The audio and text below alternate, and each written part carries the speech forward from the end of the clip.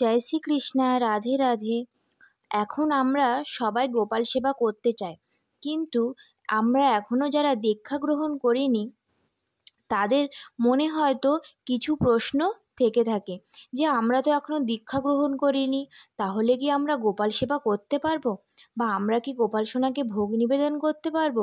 বা আমরা কি গোপাল সোনার জন্য ভোগ রান্না করতে পারবো? সামাজিক নিয়ম অনুসারে বলা হয় যে যারা দীক্ষিত নয় তারা ভগবানকে সেবা দিলে ভগবান সেই ভোগ গ্রহণ করেন না, বা তারা ভগবানের ভোগ রান্না করতে পারবেন না। কিন্তু আপনি যদি সত্যি মন থেকে গোপাল সেবা করতে চান, তাহলে আমি একটা কথা বলবো।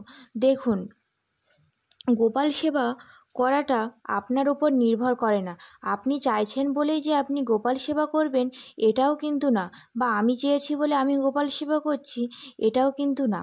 আমি যদি মন থেকে চাই, বা আপনারা যদি মন থেকে চেয়ে থাকেন যে আপনারা গোপাল সেবা করবেন, তাহলে গোপাল নিশ্চয়ই আপনার কাছে আসবে।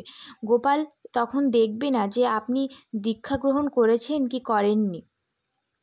আপনি তাকে মন থেকে ডাকুন, সে অবশ্যই আপনার কাছে সেবা নিতে আসবে। তার জন্য দীক্ষার প্রয়োজন হয় না। ভগবানকে মন থেকে যদি আপনি ডাকেন, তাহলে ভগবান আপনার ডাকে নিশ্চয়ই সাড়া দেবে। আমরা মনে করি যে ভগবানকে ভালো কিছু নিবেদন করলেই ভগবান খুশি হয়, কিন্তু সেটা না। ভগবানকে আপনি ভালো কিছু নিবেদন করছেন, তার থেকেও বড় কথা আপনি ভগবানকে নিজের মতো করে কতটা ভালোবাসছেন সেটাই বড় কথা। তার জন্য বলবো যে ভগবানকে সেবা দেওয়ার জন্য দীক্ষা গ্রহণ না করলেও চলবে। আপনি যদি সত্যি সত্যি লাড্ডু গোপালকে সেবা দিতে চান, তাহলে আপনি তাকে মন থেকে ডাকুন, তাহলেই সে আপনার কাছে ঠিকই আসবে। আমাদের লাড্ডু গোপাল কিন্তু দেখে না যে আপনি দীক্ষা গ্রহণ করেছেন বা করেননি।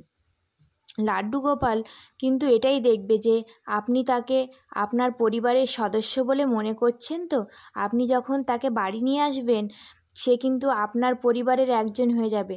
আপনার সুখের সময় সে সুখী হবে, আপনার যখন দুঃখ পাবেন তখনও কিন্তু সে দুঃখ পাবে। যেমন আমাদের পরিবারের একটা সদস্য কিছু হলে যেমন আমরা কষ্ট পেয়ে থাকি, তারও কিন্তু তখন সেরকম কষ্ট হবে।